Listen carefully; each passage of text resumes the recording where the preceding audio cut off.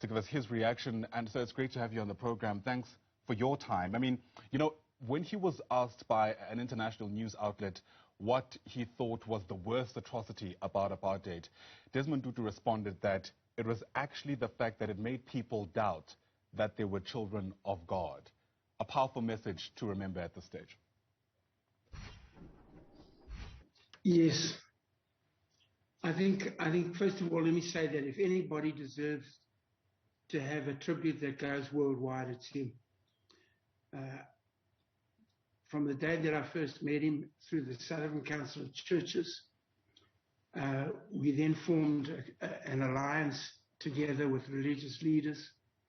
And what we would do is if there's problems anywhere, like the Boibatong, the Bishu incidents, many different incidents that took place, he would phone and say, come.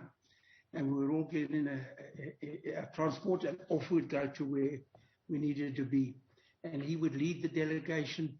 And so many times he helped stop civil war. He helped stop and intervened in huge issues of strife.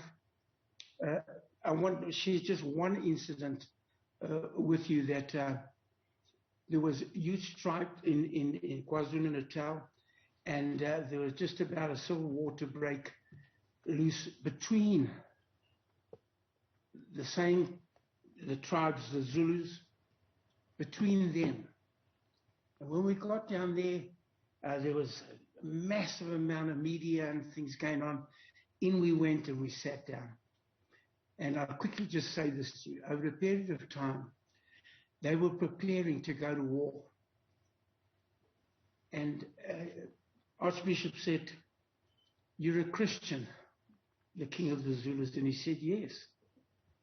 He said, "Well, then how can you be party to bringing your people to fight amongst themselves?"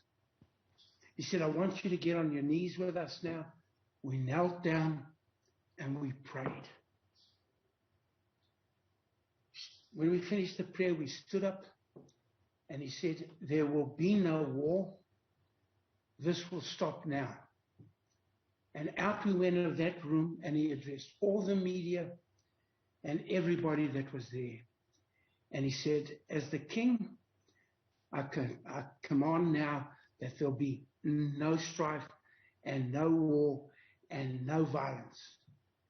And in that couple of seconds, that authority, that power, which was always driven by humility, not pride and arrogance, but by love and humility, in that short little time, it stopped. There was no war, there was no more violence, and it was over. Now that's one of 20 different issues and situations that I was party to be part of. Yeah. Certainly a man who was considered the moral compass, a voice of reason in the midst of great turbulence. He's also been described today as an individual of great spirituality, and it's interesting to note that despite that, his resonance extended beyond just the walls of any church and finds great influence even in secular states like ours. That is one of the things that inspired me. And he was such a role model on the basis, because many years before apartheid was removed, they would always just talk about the church religion, the church. And Nelson Mandela came to us one day and he said, "You know, you guys, you keep talking about the church. How about the people of other religions?" And then I saw how the Archbishop took control. And every time we had an issue or there was an incident, he would embrace them and bring them in. And I learned from that. And that was an incredible role model to all of us. That this wasn't about just Christians. This was about the people of South Africa. And this was about people of other faiths as well. And I saw that demonstrated. We learned from it. And today, thank God, we've put it in place. Yeah. The lessons, of course, it goes without saying, are also endless for those who are part of the Christian faith. I'm interested to get your take on his evolution of theology. I mean, he had, call it, a liking to speak out even against the more contentious issues within the church, gay rights being one of them, the Israel-Palestine conflict being another. An individual who wasn't afraid of the debates because I guess he understood that it's between those exchanges that the real essence of what God is about is actually found. Yes. You know, let me say this. I don't think anybody, particularly in the religious situation, we all don't agree with everything that we believe. We all have certain issues that we might disagree with. But he would speak out, and the way he'd do it prophetically, and he would deal with it unashamedly. Like you say, the gay issue, he didn't back away. He hit it head on, but he did it in a way that always you went away feeling peace, and you're feeling that what he said has been something that you need to listen to. Shall we speak about his use of the church also as an instrument to speak out against contemporary issues? I mean, you know, we obviously, and rightly so, reflect on how he'd used his position as a clergyman to speak out against the atrocities of apartheid, but it didn't stop there. Even as we entered into our democracy, he was still as sharp and as critical of the powers of the day, so to speak. Yes, I can give you many, many, many illustrations.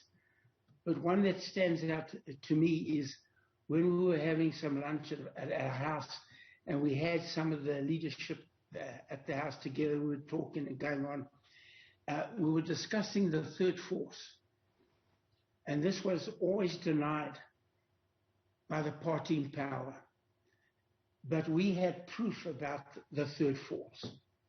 So he said, well, we better go out to Boybatong because some people have been killed out there, and this has been put in a disguise, but it was with the police force. But this I wanted to say is this. He said this. He said, you know what, guys? I'm going to get up now and I'm going to make a phone call. And I'm going to get South Africa removed from the Olympic Games. And I sat there and my jaw dropped, that the influence and the power he had, at the same time, the love and the humility. But so he said, no, Arch, please, come sit down here, we'll do.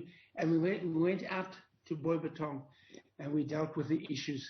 But you could see plainly, it was a third force, and it was who we thought it was. And it became very clear later on.